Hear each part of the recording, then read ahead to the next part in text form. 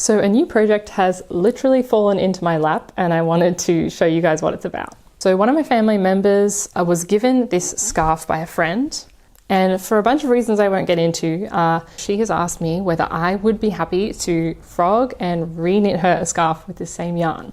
The current pattern is a beautiful increase and decrease pattern, creating a nice herringbone effect and some pointed edges. And the scarf is crazy long. Let me show you. So this is it touching the floor next to me, and it's probably another good foot taller than me. And I am almost 5'9", so this would be well over 6 feet long. It's beautiful, but it must have taken ages to knit. I don't know whether it was hand knit or machine knit. The tension is very even. I don't know how difficult it would be to knit this kind of pattern on a machine, so I'm not sure. Either way, if I re-knit something like this, it would take me probably over a year. So I think realistically what I'm going to do is double up the yarn for my re-knit. So I really need to pick the pattern for it. And then it's going to be a matter of frogging all of this yarn, steaming or washing it to get the kinks out, and then getting to work knitting a surprise scarf for a family member.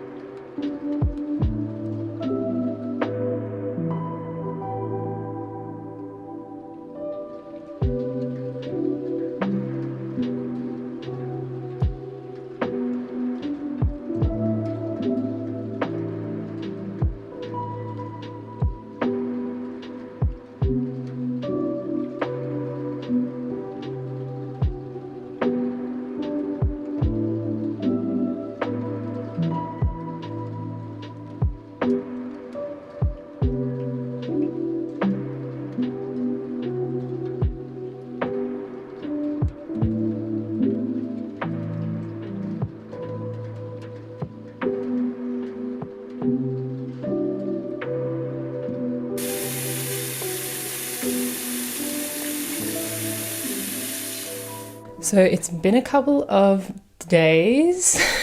It's been a couple of weeks, to be honest. And as you saw, I finally have this yarn unwound from the scarf and skeined up. This is really heavy. It's about 270 grams, I think.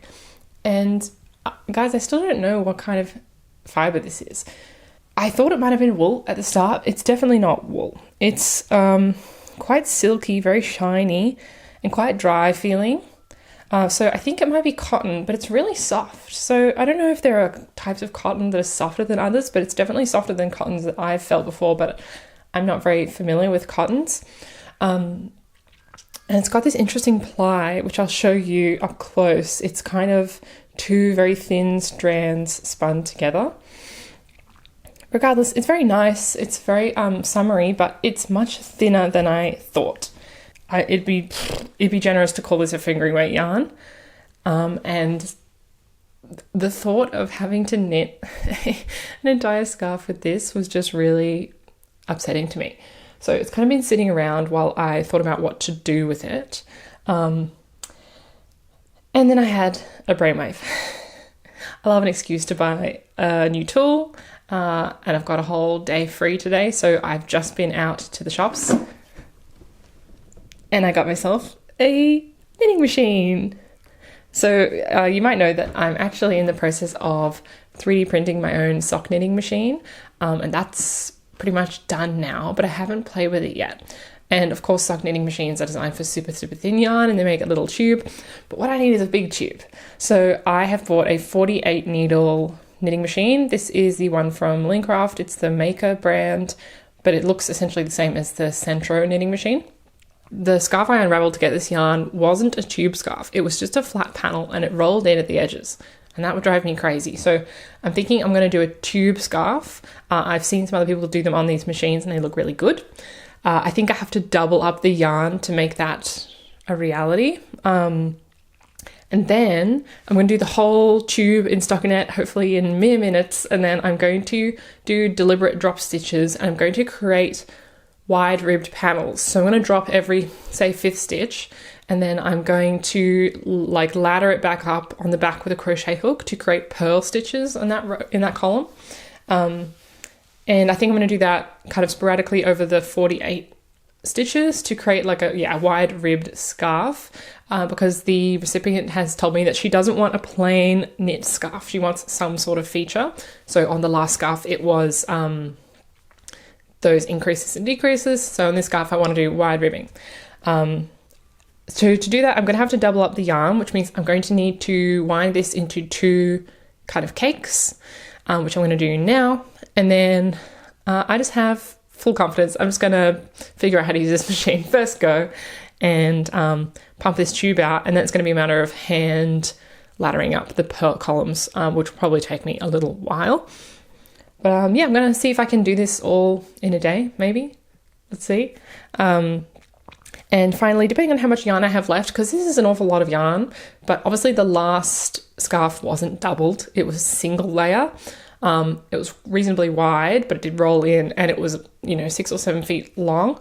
I'm probably going to aim for maybe 5 feet long, but doubled up. So we'll see how much yarn I have left over, if any. And if I do, I'm going to do little tassels along the edge, because this yarn is really, really soft. I think it would lend itself really nicely to tassels.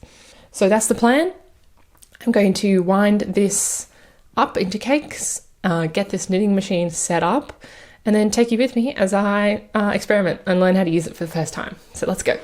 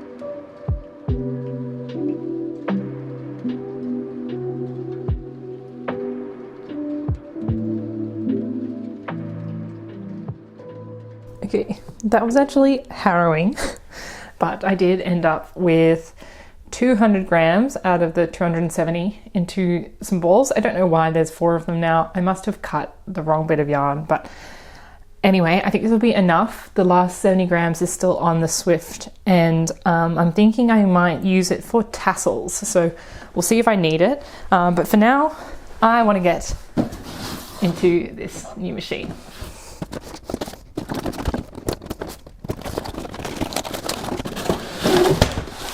Oh my goodness. It's come with some knitting accessories, very fun, but I don't need any of that, so that's going off to the side.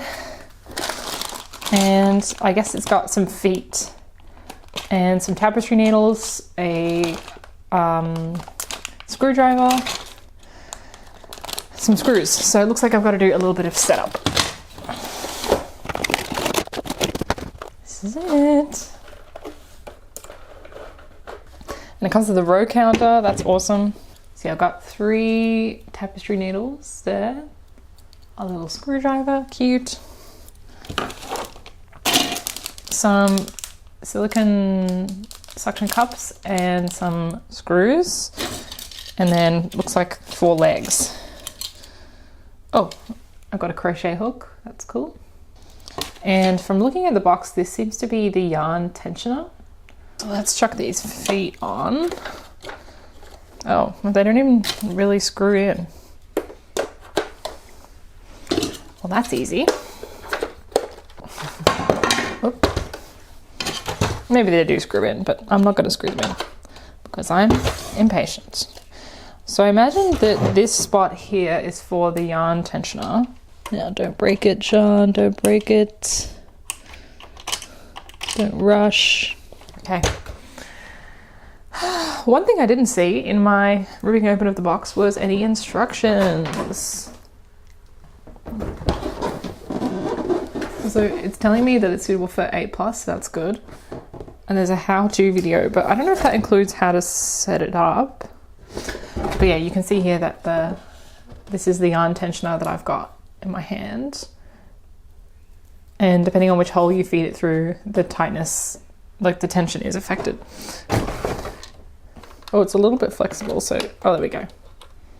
Oh, but I think I put it in upside down. Yeah, so you just kind of squeeze it in. That's cool. Okay. And I did watch some YouTube videos of people doing this, but I am not going to follow the instructions. I'm going to just jump into it. Jeez, this yarn is so tangly. It's like, I'm gonna hold 2 strands together, so I'll just slip knot these into one. And apparently you just feed through the tension holes, and they're actually different sizes. So I guess I'll just pick the one that's gonna apply like a little bit of tension to my yarns. Oh, but they slip out of that middle one, so maybe the smallest one is more appropriate. Okay, so I'm going to wind this around. There's a pin here at the back which is white, and that's like the starting pin. So I'm going to line that one up at the front, and then I guess feed my yarn through it. I think, does it feed through the inside? I'm gonna just toss this over there and then wind. Yes.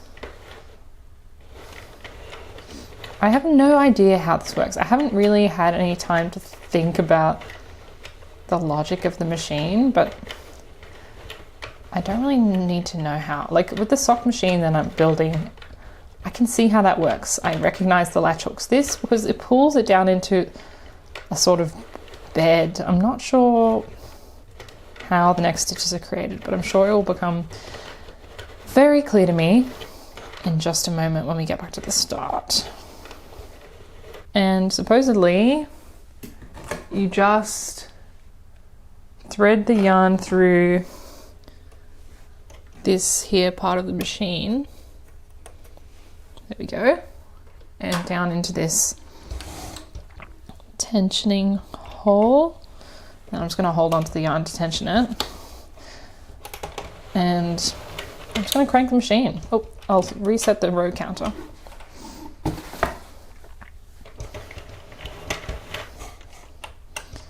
It's very wily. It kind of runs away from me.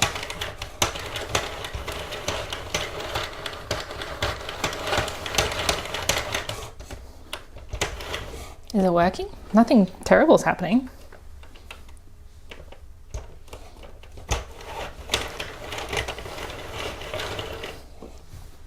This one here looks a bit funny. I think I'm gonna just pull that back over. There we go. The 2 strands seem to be working okay, so that's good.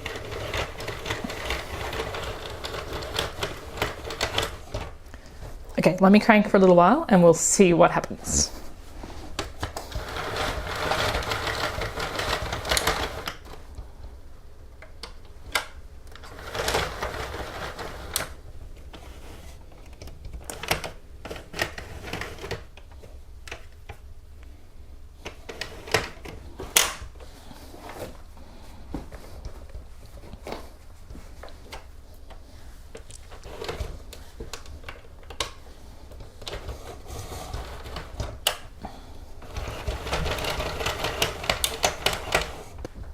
Oh, I've just figured out what the suction cups are for.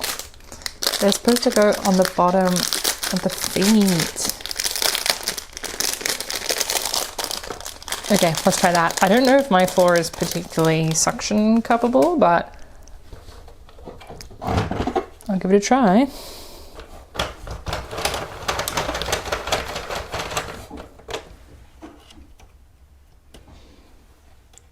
I don't know if I'm super convinced by how this is looking so far. I don't know. Well, we've reached a point where we're stuck.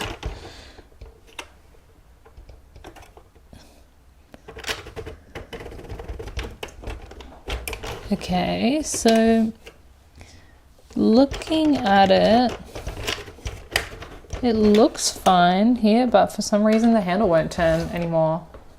And I don't want to break it, so... Oh, maybe that's... Oh, I fixed it. Yay, I'm learning. Whoops.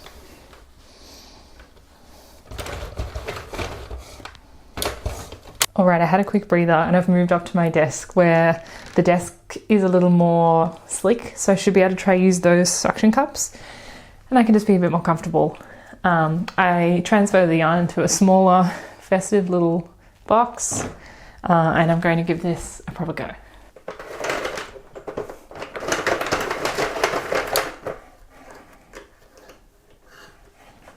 All right, so I can see that I've dropped a few stitches and something's going wrong. So I'm going to try to cast off and I don't know how to do that. I think I need to pull all these loops off the machine. So let me grab a tapestry needle. The thing I'm most not looking forward to is having this yarn again to unwind. It is so pesky and tangly. Just these two skeins have been such a pain. The texture of this fabric seems so wrong. I don't know if I'm doing something wrong. I'm gonna have to watch a few more videos. I really, really hope I don't have to like quadruple the yarn up. So this is what we're working with. It's not that bad. It's a little loose. Ignore all the drop stitches and stuff. It's really not so bad. I think I might try to apply a little more tension to the next time, but I don't think I need to treble up the yarn just yet. Okay, several hours of trying to untangle this yarn later, and I'm calling it. This yarn is cursed. I don't know why it gets so tangled, but it gets twisted up on itself, and it's just impossible. I've now got 5 balls, plus a section I had to cut out, and the stuff on the skein. And it's taking too much time and I want to learn how to use this machine. So I'm going to dive into my stash and find some other yarn that's more appropriate for this so that I can give this a proper try. I have a very specific yarn in mind. I got some white alpaca. This is jet, so it's 70% wool, 30% alpaca from Patterns. And I believe this is 12 ply. I also have this same yarn in 8 ply, but I think this would actually work really, really well on the machine. So I'm gonna give this a go and I'm gonna still try the same concept, and it'll either end up being a scarf for myself as a practice, or if my family member is open to it, I can dye this yarn to a color that she likes and give this to her. So let's get into attempt number 2.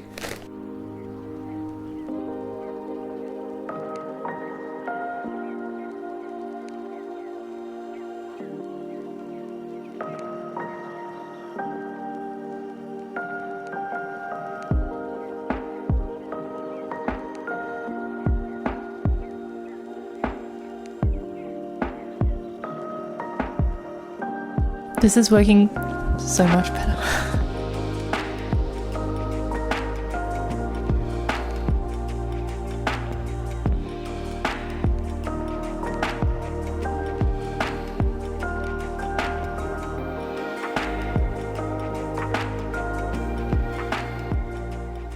I'm just about finished with the first full ball. So I have 6 balls of this yarn, but one of them was not a complete ball. I did that first, so that's this section here.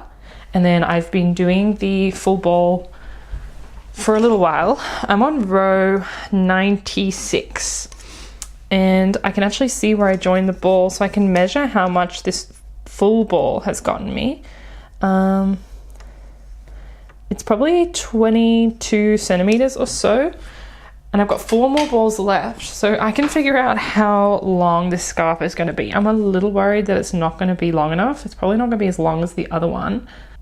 That's 110 centimeters, plus I've probably got 15 centimeters from the first partial ball. So that's 125 centimeters. That's 4'1", so it's not going to be as long as the other scarf, but I think it's going to be long enough. I'm going to look up how long the average scarf is. Between 60 and 80 inches. So what's 125 centimeters in inches? 50? I don't know if like once it's out of here, if you block it, you'll get any more length, because it's pulled quite tightly out of the machine. So I think I might get a little more length than I think. Yeah, here's a man holding up a 55-inch scarf. So I reckon I'm going to keep at it. I've probably been winding for maybe... Oh, sorry, you literally can't see me. Let me just turn you around. Okay, so I've probably been winding for maybe 15 minutes, 20 minutes. It's going pretty quickly. I can tell my hand's going to be sore, my arm's going to be sore from this, but I'm just watching like a TV show and doing this, so it's pretty fun actually. I am breathing in a little bit of yarn dust. As for this yarn, it's not very soft. I knew that going in, and it's why it's been sitting in my stash for a while, because I wasn't sure what I wanted to use it for. It might make good outerwear, like a scarf, but also like a vest. So I was kind of holding onto it for some sort of cabled vest. Anyway, let's keep at it. Let's see what this looks like when I've got a bit more length, so I can show you kind of how wide the tube ends up being. And then once we're done cranking everything out, I'll figure out how to drop these stitches and rib them back up, which I'm really excited about. So let's keep going.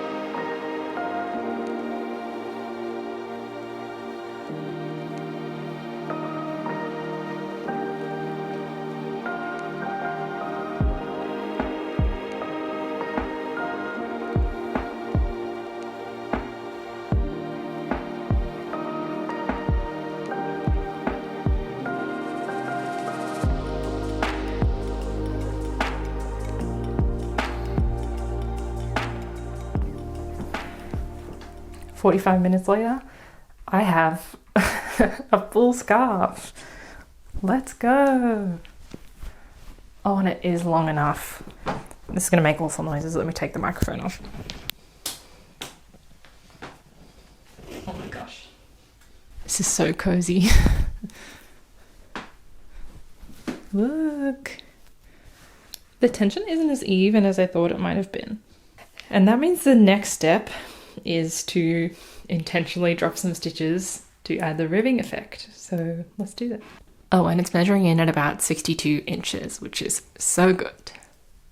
I think I'm going to make it so that there's 4 stockinette panels between the purl columns. The total tube is 48 stitches around. That means this side is 24 stitches, and I can divide that by 6. So I'm going to be able to drop a stitch and then keep 5 stitches and do that 4 times. So I'll drop the first one, then a quarter of the way along, halfway along, and 3/4 of the way along. Drop.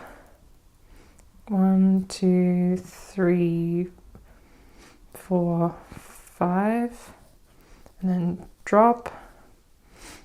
1, 2, 3, 4, 5.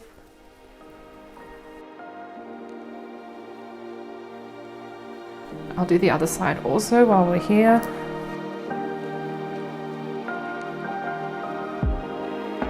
So we should have some nice drop stitches on both sides. I guess I'll just pull them out.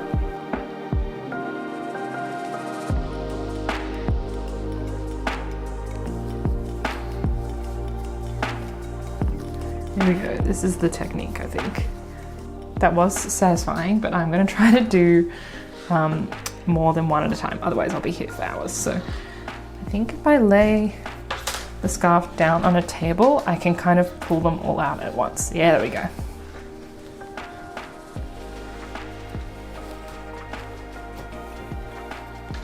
This is very counterintuitive as a knitter, just like absolutely ripping at drop stitches.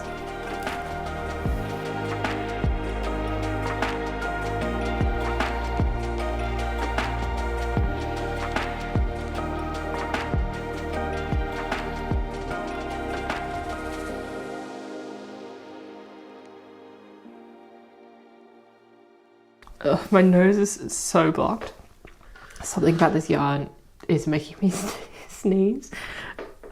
Sometimes I can tell when the previous owner of a yarn had a cat, because I'm quite allergic to cats, and if I work with the yarn, it makes my eyes water, as you can see.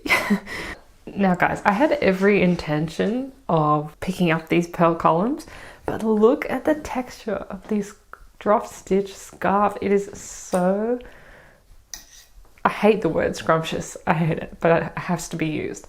It's like a cloud. It's created these wonderful rippled 3D kind of texture. It's made the scarf a bit narrower, which I think is really nice for its kind of ratio. So since it's not the world's longest scarf, if it's a little bit skinnier, it looks really good. I think this is awesome. So I think I might leave it like this. Obviously I'm going to stitch up the ends. The plan is to do a Kitchener stitch. I'm not sure how well that will work, but we'll see. It's 4 o'clock. This took me most of the day with all the troubleshooting on the machine, but yeah, I'll spend the rest of the evening just getting this finished up, and then I'll show you guys the finished product.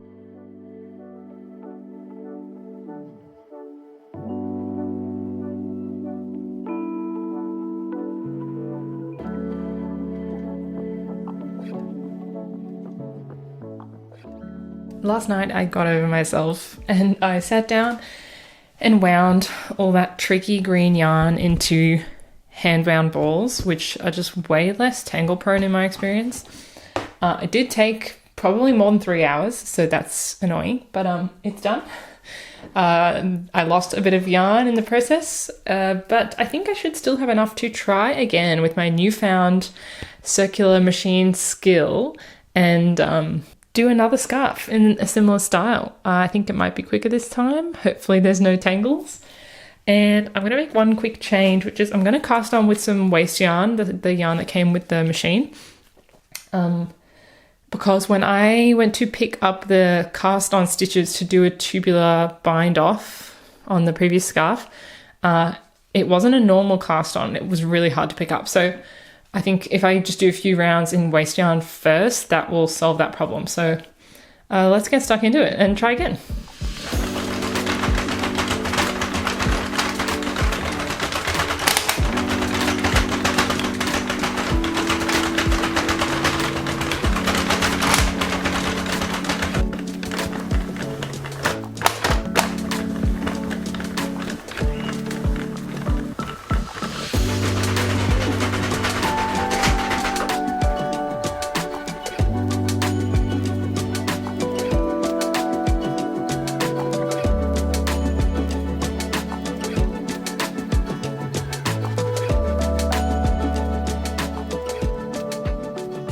It's a couple of hours later and I have finished churning out this scarf.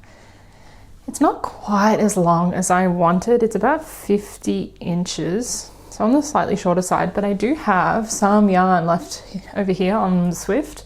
It's just a little bit, and then I have some kind of scraps from when I originally unraveled it. And what I'm going to do is I'm actually going to set the Swift to a smaller circumference, and I'm going to wind up some fringe. I think that'll be nice, and I can add about maybe 5 inches on either side of the scarf and kind of bring it to around 60 inches. So I'm going to do that now.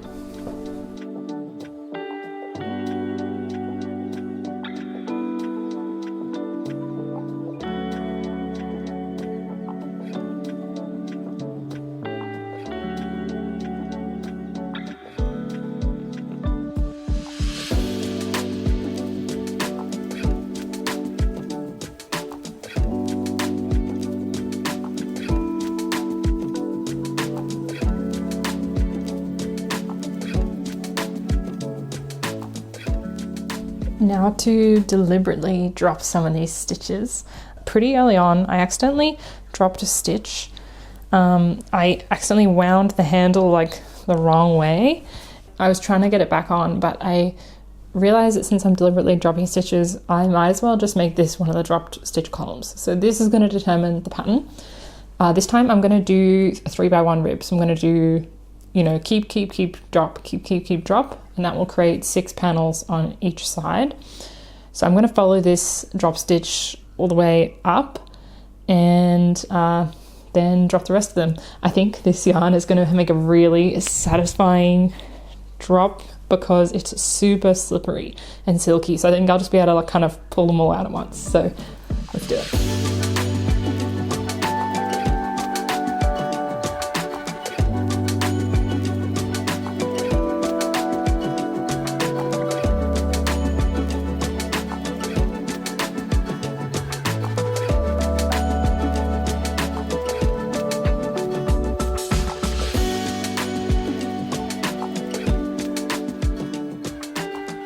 The moment of truth, let's see what it looks like with just drop stitches.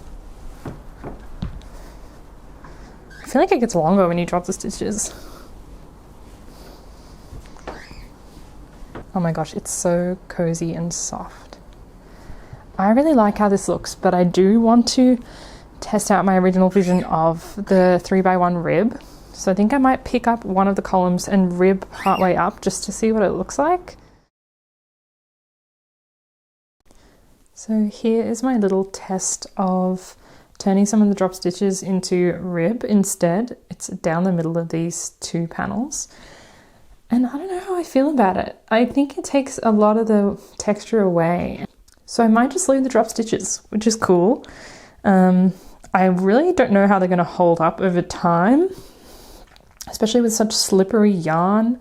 I've never really worked with drop stitches before, so regardless, that means I get to close up the ends. I'm probably just going to do a crochet border because then I'm going to attach the tassels that I made and do some little fringe, and then it's done.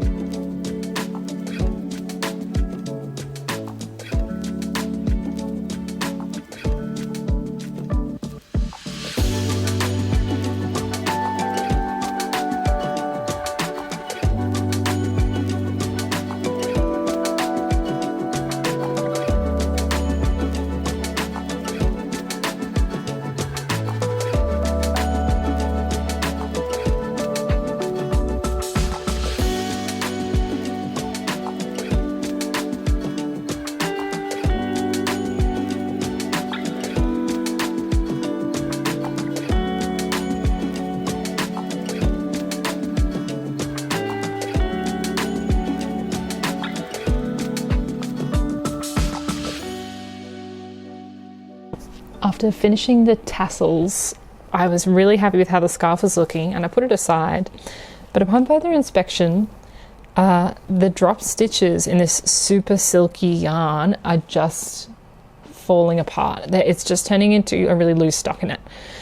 And I think with like 1 or 2 wears, it would totally be a completely stockinette fabric. So I am on a bit of a rescue mission and I am picking up those columns. Since I already seamed the ends shut, I can't turn it inside out and do purl columns.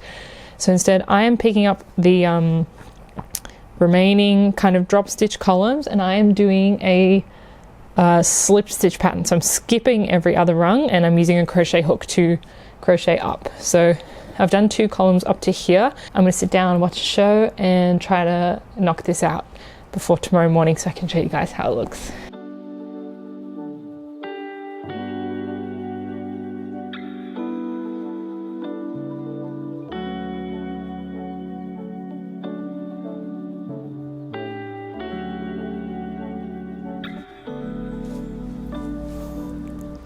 Good morning.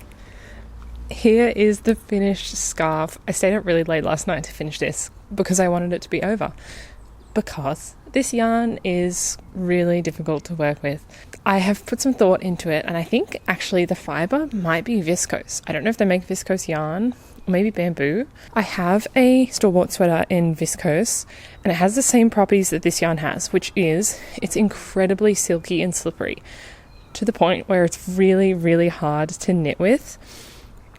I was having such trouble with my slip stitch columns. When I got to the top, I would put in a safety pin on the top stitch to keep it in place, and then I'd go back to the bottom and do the next one. And by the time I got to the end, some of the first few columns I had done, the safety pin had slipped through the yarn and it had laddered like halfway back down. So it's so slippery, it kind of undoes itself. And then again, I was trying to tack those stitches down with some thread and a tapestry needle, and I swear I caught them all, and then I went back and two of them had already dropped and they were halfway down the scarf. So I don't know what possessed the original knitter to choose this yarn, but it is very lovely to wear, so that might be it. It's super, super silky, and I wouldn't call it warm, but the way I've knitted it with that texture and the double layer does make it warmer. As for the overall kind of self-drafted pattern, I'm really happy. I'm happy that I managed to get a scarf that's almost as long as the original. The tassels definitely helped. When I dropped the stitches, the scarf got a lot longer. And then when I obviously slipped the stitches back up the columns, it got shorter again. So now when you wear it wrapped around your neck, it's this long, which I think is perfect. And I'm really, really impressed with how these tassels turned out. I've never done tassels before, so this is kind of just me guessing how tassels might be made. I think they look really, really good, and of course this yarn is so shiny and silky, it lends itself really nicely to it. I would just play with these all day if this was my scarf. Let's talk a little bit more about the knitting machine.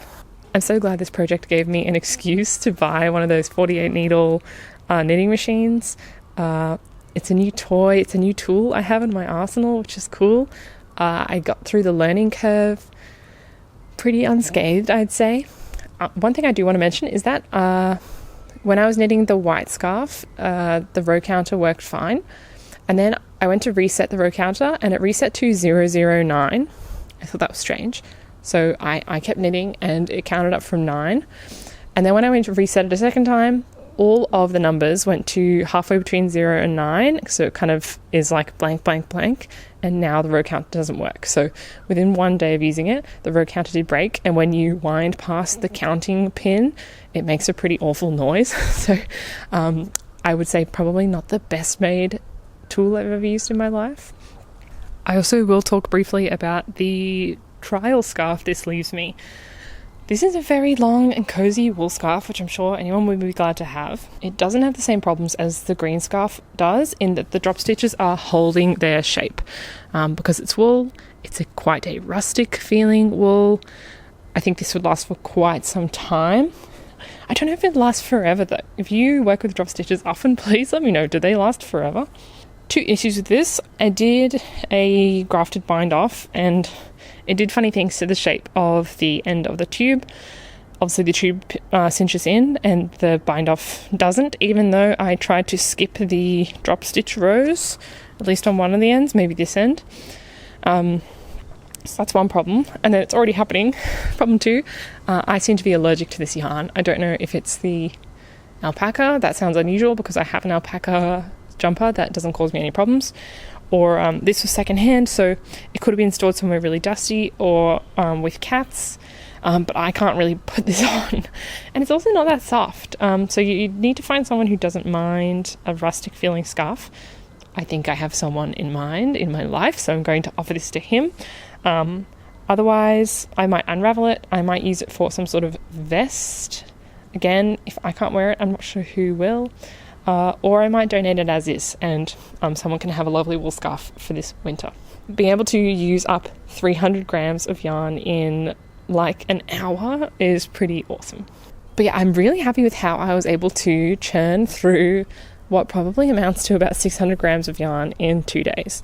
Obviously this yarn was given to me for the purpose of the scarf, so it doesn't come out of my stash, but I went through 300 grams of the Patterns Jet yarn, and I can definitely see myself using this for scarves and for beanies for gifts in the future, especially like football scarves and football beanies that are striped in, like a team's colours.